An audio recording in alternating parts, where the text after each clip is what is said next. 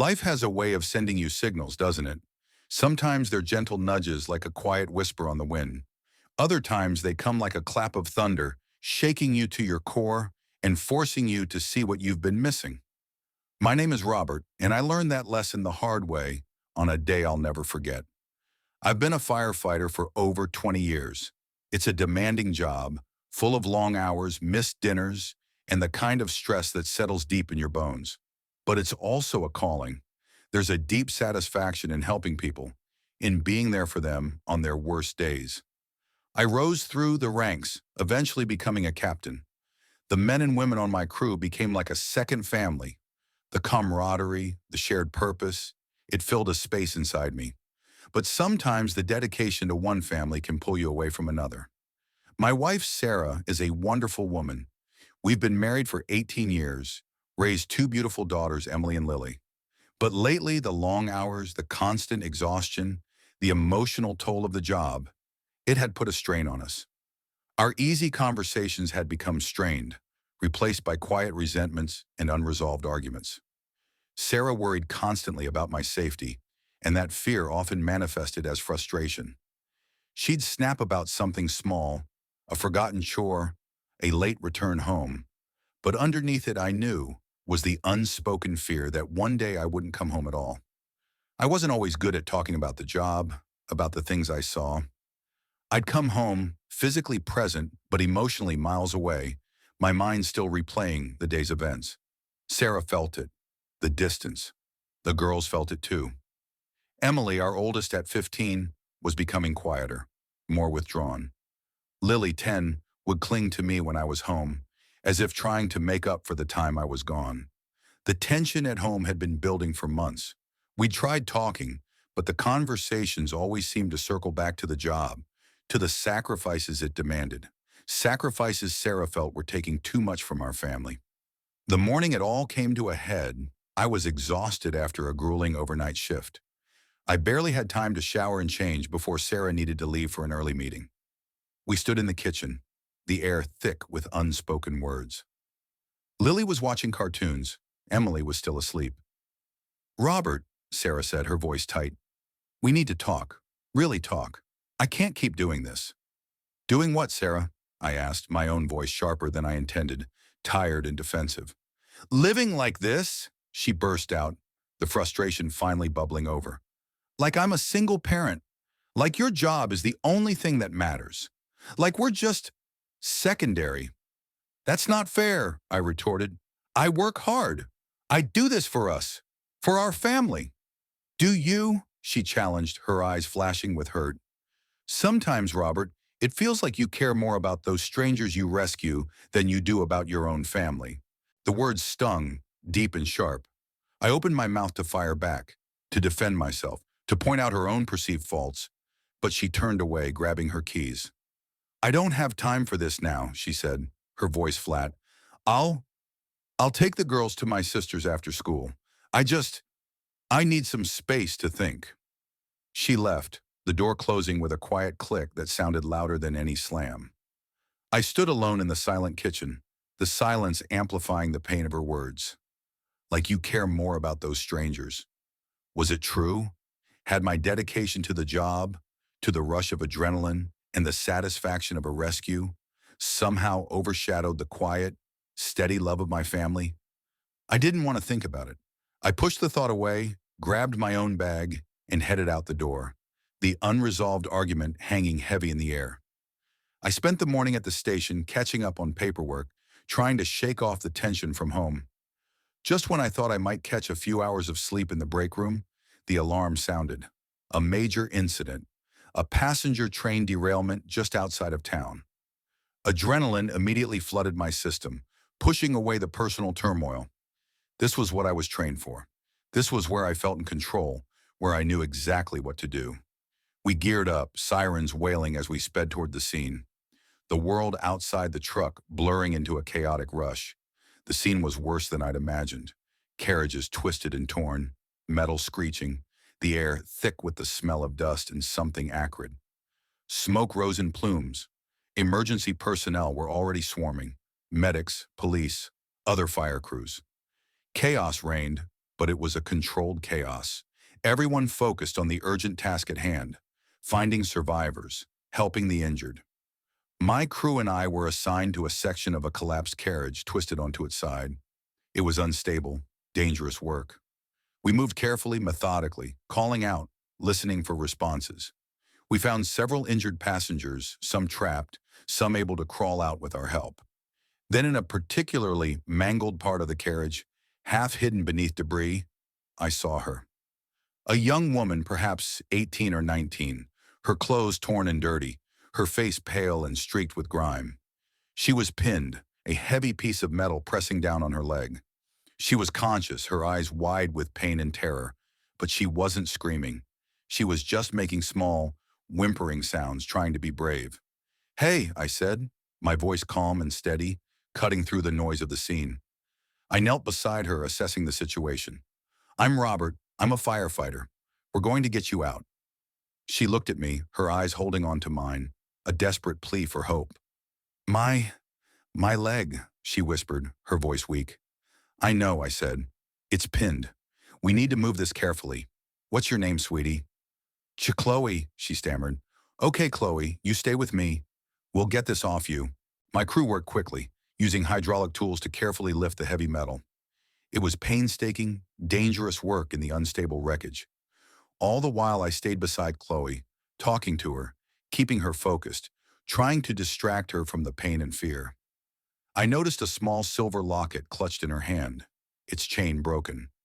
It seemed to be her only possession she still held on to. Finally, the metal was lifted enough to free her. Paramedics were there instantly, carefully moving her onto a stretcher, checking her injuries.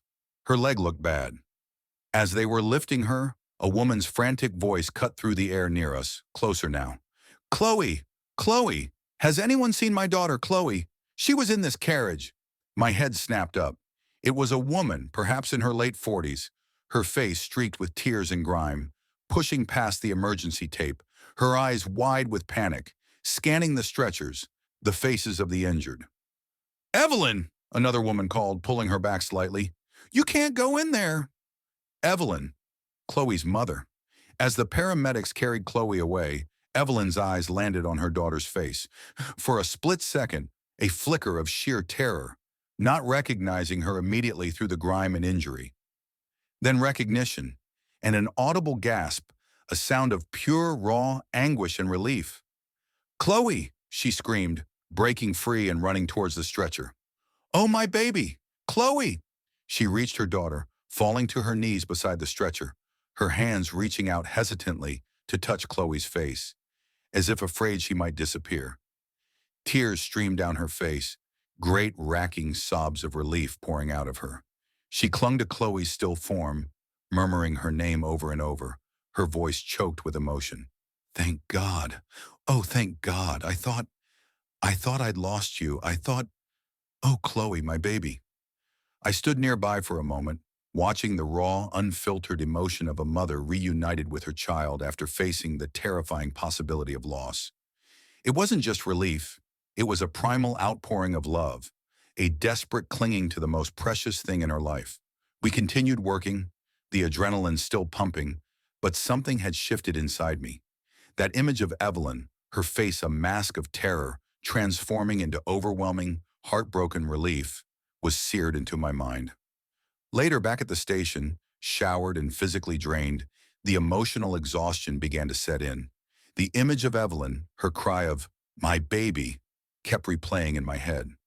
I thought of Sarah's words that morning, "Like you care more about those strangers."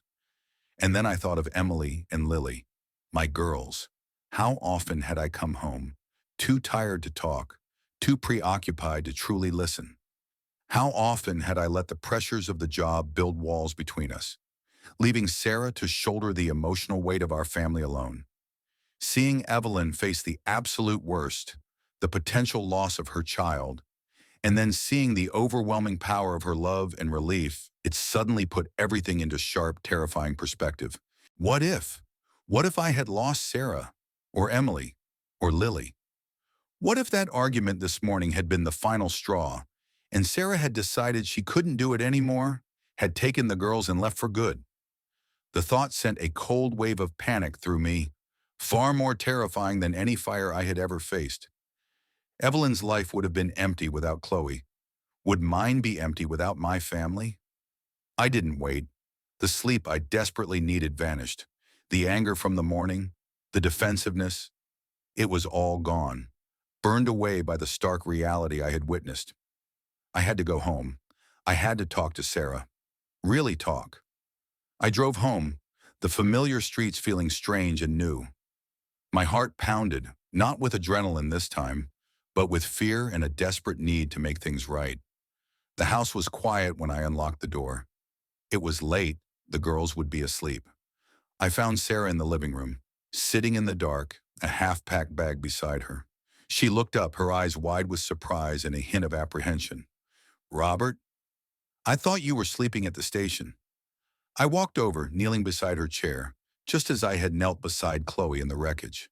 I took her hands, my own rough and smelling faintly of smoke. "Sarah," I said, my voice raw with emotion, "I'm so sorry." She looked at me, confused, perhaps expecting another argument, more defensiveness. "Today," I continued, the words tumbling out, honest and unfiltered. "The derailment. It was awful. So much chaos. So much fear." I told her about finding Chloe, about the danger, about the relief of getting her out, and then I told her about Evelyn. "Her mother," I said, my voice breaking slightly. "Seeing her, Sarah, seeing the look on her face when she found Chloe, the absolute terror, and then the relief, the love. It was like she'd lost everything and then got it back. She said, she said her life would be empty without her daughter." I looked into Sarah's eyes, tears blurring my vision. "And I realized, Sarah," I whispered, squeezing her hands, "that's how I would feel without you, without Emily, without Lily. Empty." I took a deep breath. I've been so focused on the job, on the emergencies outside these walls, that I haven't been paying attention to the emergency happening right here, in our home. I've let the job take too much, from me and from us. You were right this morning, about everything. I tightened my grip on her hands. "I don't want to lose you, Sarah. I don't want our life to be empty. I want to fight for us, for our marriage, for our family. Will you, will you fight with me?" Sarah's eyes filled with tears. She didn't say anything for a long moment, just looked at me, searching my face, seeing the raw honesty, the vulnerability I rarely showed. Then she pulled her hands from mine and wrapped her arms around me, holding me tight. "Oh, Robert," she sobbed, her voice muffled against my shoulder. "Yes, yes, I'll fight with you. I thought, I thought you didn't care anymore." We held each other for a long time, the tension of months dissolving in tears and unspoken understanding. The girls woke up sometime later, drawn by the sound of their parents crying, but this time the tears weren't from anger. They saw us holding each other, and they ran into the room, joining the embrace, a tangle of arms and love. That day was a turning point. It wasn't easy, not by a long shot. Repairing years of drift took time and effort. We went to counseling, learned to talk to each other again, to really listen. I made conscious changes to my schedule, to be more present when I was home. We started having dedicated family dinners, no phones allowed, weekend trips, just us. Sarah and I rediscovered the connection that had drawn us together all those years ago, a deeper, more resilient love forged in the fires of difficulty. I visited Chloe in the hospital. She was recovering, her leg on the mend, her spirit surprisingly strong. I met Evelyn properly, and we talked for a long time about that day. She told me about Chloe's journey home from college, about her panic when she heard about the derailment.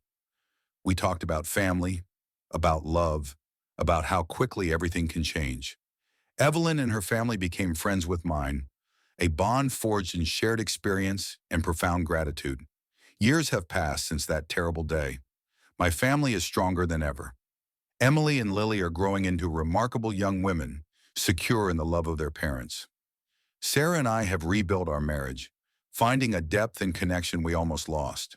I'm still a firefighter, still dedicated to my job, but I've learned to leave the emotional weight at the station, to be fully present when I walk through my front door.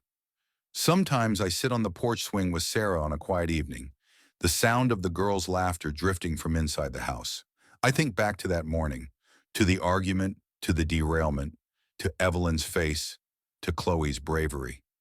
It was a tragedy, yes, but for me, it was also a gift. A thunderclap that shook me awake, that reminded me of the precious, fragile thing I had right here, the family I almost lost. And I am forever grateful for the unexpected turn that brought me back home.